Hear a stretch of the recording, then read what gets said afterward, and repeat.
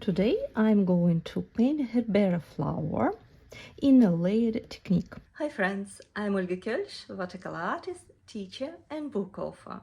Welcome to my studio. The easiest way would be to paint the flower from the top view, but let's challenge ourselves and paint it a little bit tilted, like this.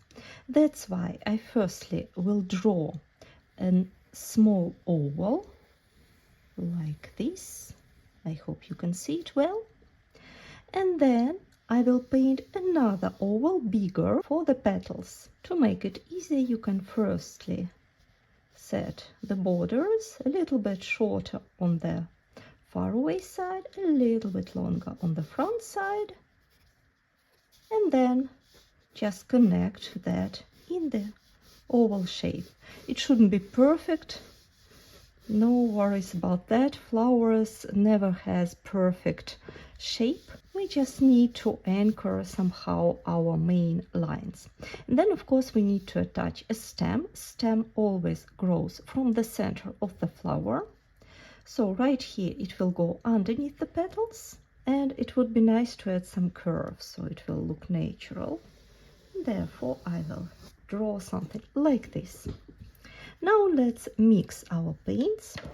This herbaria flower has very intense red color. Nice mix would be to mix alizarin crimson, which is more on the pink side, with vermilion or transparent red, so with any of your reds, and add just a touch of burnt sienna to make it slightly darker. You see this creamy mix, then I grab a little bit and bring it into the other section, and then dilute with water like this. So this is creamy mix, this is diluted mix. I load my brush with diluted red mix. Now let's explore the petals. They have round shape, so I just basically paint round shapes and cover them with my mix. And then I step aside and I always attach petals to this inner circle, like this. So firstly outline and then glaze inside. And then again, what's important that you just attach the bottom of the petal to the inner circle and the tip of the petal to the outer circle, and try not to paint them too even. Add some randomness. For example, you can stay a little bit aside for one petal and paint the other one a little bit closer. Add some movement. It's a flower and it's a real flower, so everything is very natural, very random. I would also paint this side because otherwise it will be difficult for me not to smash it all around. So I will add some petals right here, painting first the outline and bring it towards the middle.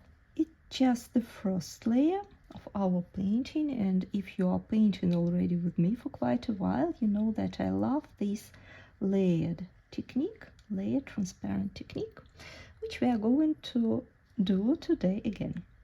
So we are coming to the front petals, and some front petals, they are looking at us. They are a little bit bented, so we can also add this small hook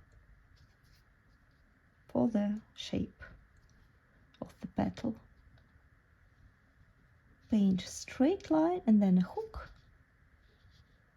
very soft, no need to exaggerate, like this, and then like this.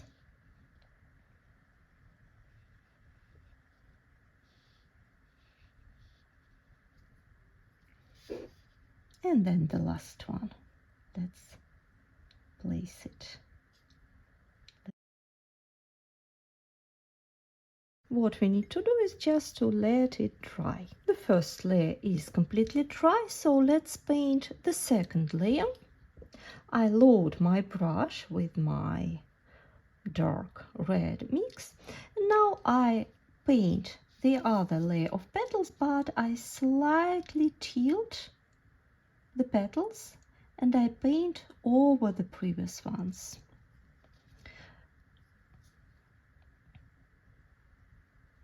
And sometimes I'm making this second layer, the second layer of petals, a little bit shorter, also to add this feeling of volume of the flower.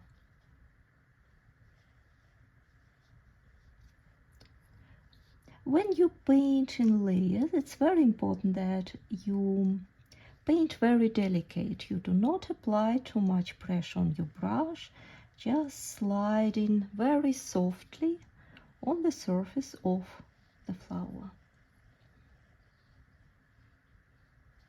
And again, try to think random, try to add variety onto the shape of your layers, onto how you locate them. They can overlap more, less. They can look in different directions. Every time I reload my brush, because no need trying to stretch all your paints for one go. Reload your brush so you always have fresh mix in your bristle. Basically, it's just simple brush strokes in this slightly weird, uneven oval shape, which will make it look like a flower. Now let's paint the middle. The middle looks almost black, but we are not going to paint it black because it will look like a black hole inside the flower. Instead, I will add purple into my bold mix, and again a bit of burnt sienna. Once you're ready, let's start with the middle. So with the tip of the brush, I just paint small dots, trying to follow the shape, this oval, slightly tilted shape. Try to change the direction of your wrist to make these dots different, looks different. And if you look closer, the middle is very dark, but a little bit aside, the petals are getting slightly lighter. That's why I wash my brush and I dilute my mix a bit, and then just proceed applying these layers. I press my brush, the tip of the brush, against the paper, creating a slightly different shape. And again, dots on the very front, because we can't really see much here. And then again, I reload my brush. I have dark mix, dark burgundy mix, and I apply another row of these small petals, just pressing my brush against. On the very front, I see the tips of the brush going in slightly different direction. So I keep pressing my brush, but the point of the brush looks up like this. Don't overthink it. It's just to set up the directions. I would like to wash my brush and dry it with a paper towel. And with damp brush, I want to remove some of the white spots in the very middle to make it more solid. Like this. I would like to add a stem. For a stem, sap green would be great if you have. If you don't have, you mix phthalo green or viridian with one of your yellows with a hint of burnt sienna. If you have ready-made sap green, olive green, that would be a great fit for the stem. And I paint the stem with the tip of the brush. I apply brush stroke by brush stroke. I don't like to paint a stem in one go, in one brush stroke. I prefer to paint it in a slower steps, attaching one brush stroke to another brush stroke, like this, and follow my line. And I always reload my brush to have enough. And once I'm getting towards the end, I like to make this very quick finish, so I make one quick brush stroke at the very end. As a final touch, I can reload my brush in my initial diluted red mix and add just a few elements. You see here are some very short petals, just a couple of them, to add this randomness feeling.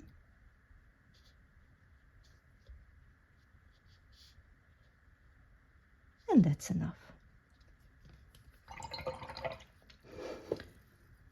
You see, I got accidentally some splashes around, so why don't I add some more? They're most located on this side, so I will just support it like this. And our Herbera flower is ready. Thank you so much for painting with me. I hope you find this lesson enjoyable and easy. Please let me know in comments what would you like to paint next, and see you soon. Bye bye.